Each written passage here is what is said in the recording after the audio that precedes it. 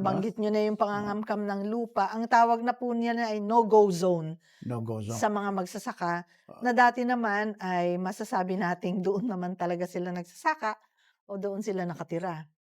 Kasama nung mga kapatid nating Ita na napalayas mm. 'no, simula 2019, malalapad na ektarya ng lupa sa Capas kung saan nandoon na nga ang New Clark City.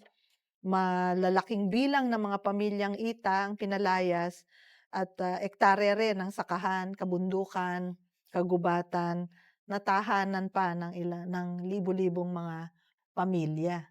So, parang binanggit niyo kanina yung batas Caps, na, ay i-aano na 'yan, iko-convert na 'yan, Oo, 'no? So, ibig sabihin hindi na natin yun mahahabol, hindi na, bilang agricultural land hindi na, oo. dahil nga itong ipapasang batas. Pero bago pa naman din kasi naging Mm, New Clark City 'yan, lumalabas na pinalayas na rin kasi.